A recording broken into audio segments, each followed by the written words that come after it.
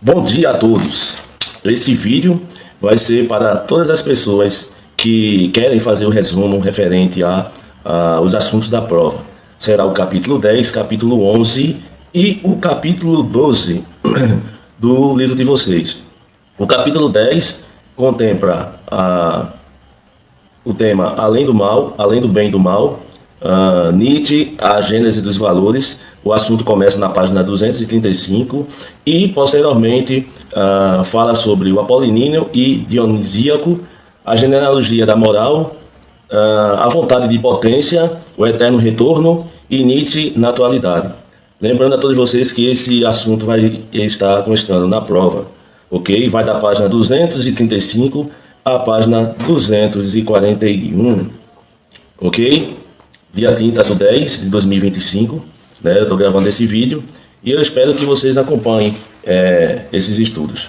Bom, Friedrich Nietzsche, agente dos valores.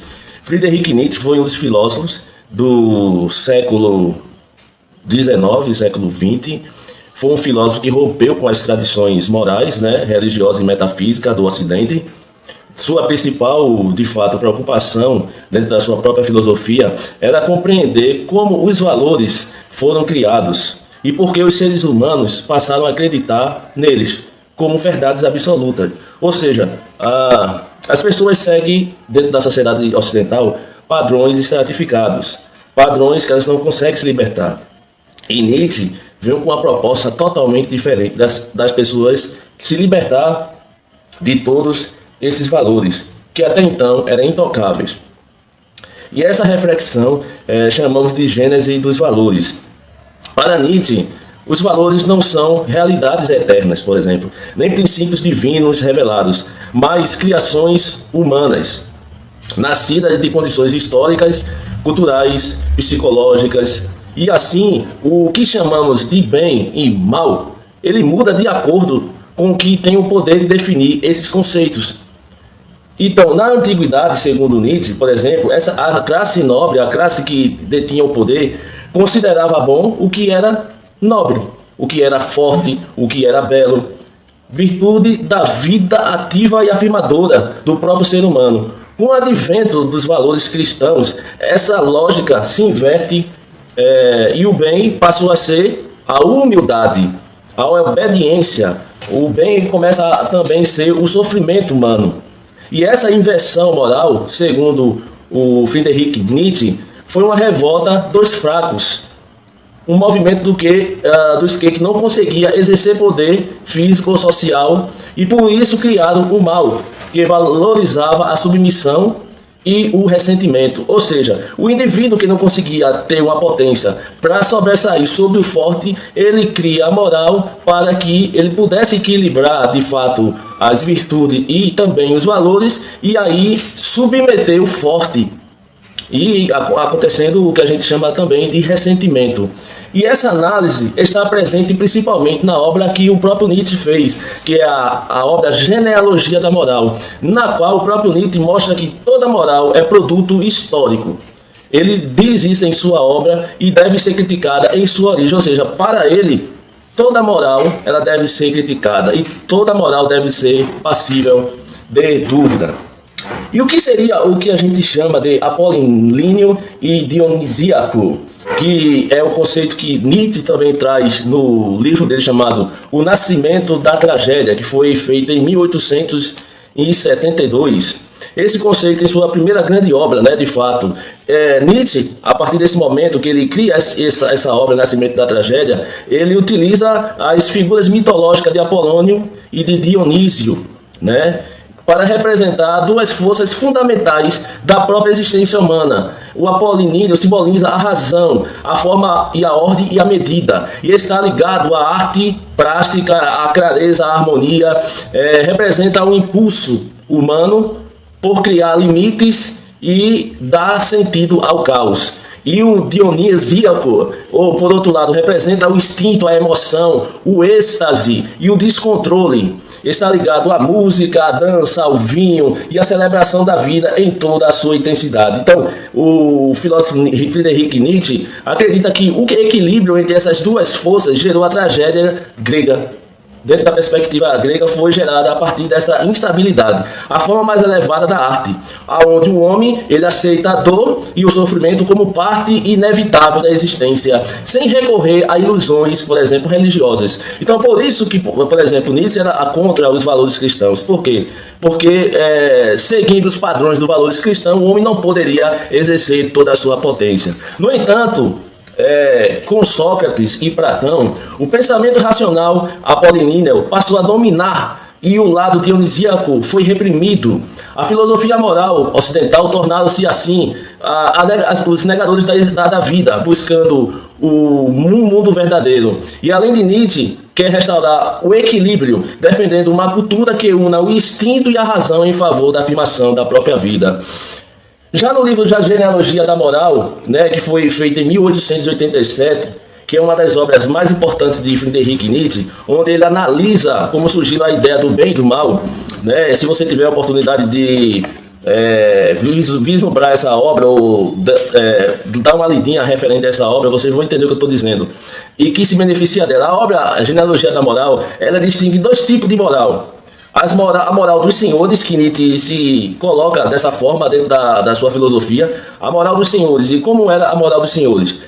Típica dos fortes, criadores de valores, e para ele o bom é aquilo que afirma a vida, o poder e a nobreza. Ou seja, para Nietzsche, a moral dos senhores seria necessariamente o que a gente poderia definir como todo o êxtase da potência humana. Ou seja, ele não coloca os valores morais, ele não coloca simplesmente os valores morais cristãos evidentes, que são os valores que a sociedade padronizou. Ele não coloca os valores morais porque ele diz que os valores morais cristãos limitam a potência do próprio homem a viver todo o êxtase da vida. E ele diz que essa é a moral dos senhores, o tipo dos fortes, criadores dos valores. Para ele, o bom é o homem viver toda a sua potência. Então, essa potência é afirmar toda o êxtase da vida, o poder e a nobreza. E os moral dos fracos, que é típica dos fracos e dos ressentidos, incapazes de agir, e eles invertem os valores e eles passam a chamar isso de bom. Ou seja, tudo que de fato é decadente, tudo que é ruim, para que haja um equilíbrio entre os fortes e os fracos, que é a moral dos escravos, ele é criada para equilibrar os valores humanos para que o forte nunca se sobressaia. Então, eles invertem os valores e passam a chamar isso de bom. O que antes era ruim, ou seja, humildade, submissão, piedade, e mal aquilo que era nobre, por exemplo, a força, o orgulho e também a coragem.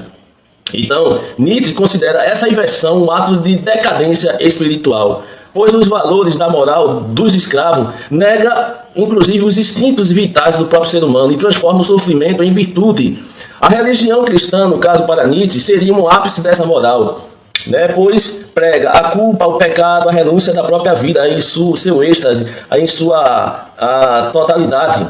Então, a crítica nietzschiana, portanto, é genealógica. Ela busca as origens ocultas dos valores morais, revelando o que parece bom e verdadeiro, e, na verdade, produto de interesses e ressentimentos humanos da própria moral dos fracos. E o que seria a vontade de potência? A vontade de potência ou vontade de poder é um conceito central da filosofia de Nietzsche e que representa o impulso fundamental da vida. Não se trata simplesmente de querer dominar o outro, mas de afirmar e expandir a própria força criadora. Para Nietzsche, tudo que existe, desde os seres humanos até a própria natureza, é movido por essas forças de autoafirmação e também de superação. O ser humano que vive plenamente é aquele que transforma a própria vida em uma obra de arte, impondo sentido e criando valores por si mesmo. A vontade de potência que Nietzsche está falando é a vontade de um homem sobressair sobre o meio, sobressair sobre os obstáculos, sobressair sobre as dificuldades e colocando todo o seu êxtase da vida sobre as dificuldades. Só que a partir do momento quando o homem ele coloca os valores ruins, que para Nietzsche era a humildade, a submissão e tudo isso, ele termina se auto-anulando. Então a vontade de potência é, portanto, a base da vida ativa, do espírito livre e da figura do além do homem, que é chamado o super-homem, além do homem, o indivíduo que supera a moral herdada e cria novos valores a partir de uma autorreflexão. E o que seria, de fato, o eterno retorno que é propagado na filosofia de Nietzsche. É um outro conceito fundamental, é o do eterno retorno do mesmo, ou seja, uma ideia tanto filosófica quanto também existencial. Nietzsche, dentro dessa perspectiva e dessa filosofia a qual ele tenta apresentar, ele propõe a seguinte reflexão: se tudo que você vive, pensa e você sente tivesse que se repetir infinitas vezes exatamente do mesmo modo, e essa é o teste da afirmação da vida. Quem diz sim a essa ideia é aquele que ama a existência a ponto de querer revivê-la eternamente. O eterno retorno, ele não é apenas uma teoria sobre o tempo, mas uma provação ética. Ele nos desafia a viver de modo que cada instante vale a pena ser repetido variadas vezes, para sempre. É, portanto, uma maneira de medir a intensidade e a autenticidade da própria vida. Ou seja, o que ele quer dizer referente a isso? A vida, ela traz diversas dificuldades ao longo do percurso. E o eterno retorno que ele quer dizer é que situações que antes foi trazida como dificuldade podem se repetir, e é a forma de um homem sobressair sobre o meio. É a forma de um homem sobressair sobre as dificuldades e ultrapassar as barreiras. Então, quando surge a mesma dificuldade na vida ou situações parecidas, que é o eterno retorno, ou seja, vivenciar o que já viveu no passado, o homem ele tem a capacidade de trazer novas possibilidades e novas mudanças e novas variações. E ele diz que a partir do momento que você vive coisas do passado, ou seja, o eterno retorno e situações que acontecem novamente na sua vida, a forma que você tem que viver é viver a plenitude da vida, ou seja, sobressair sobre as dificuldades. Então, a criação ética de Nietzsche, que ele fala dentro dessa perspectiva, a criação ética de Nietzsche é diferente de outros filósofos que foram apresentados, várias teorias, várias filosofias. Nietzsche não propõe um novo sistema moral com regras fixas, ou seja, o que o cristianismo trouxe foi o fixismo. Em vez disso, ele defende a crítica ética individual, a capacidade de cada pessoa, de se tornar autora dos seus próprios valores. Essa ética é muito baseada na autossuperação. O ser humano ele deve romper com o conformismo, enfrentar os medos da liberdade e criar o seu próprio caminho. A figura a lei do homem ou do super-homem, que dentro da língua alemã é o Übermensch, simboliza essas transformações. Um ser que ultrapassa a moral tradicional e vive de acordo com a sua própria vontade de potência.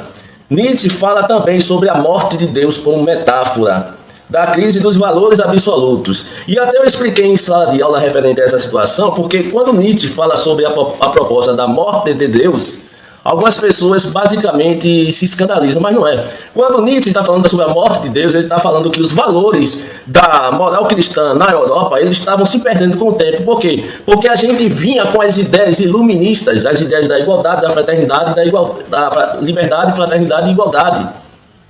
Essas ideias também foram absorvidas pela comunidade europeia no tempo em que Nietzsche estava vivo e que trazia a sua filosofia. Então, Nietzsche também fala da morte de Deus como metáfora, ou seja, que a crise dos valores absolutos, a crise dos valores padronizados, ou seja, a morte de Deus é quando o homem perde as antigas referências de sentido dos valores padronizados, mas ganha a oportunidade de criar novas. Assim, a tarefa ética, ele cria o homem moderno e recria o sentido da vida a partir de si mesmo, não de dogmas externos. E para ratificar a filosofia de Nietzsche na atualidade, certo? Seria o quê? Nietzsche na atualidade, ele traz um pensamento inspirador para o século XXI.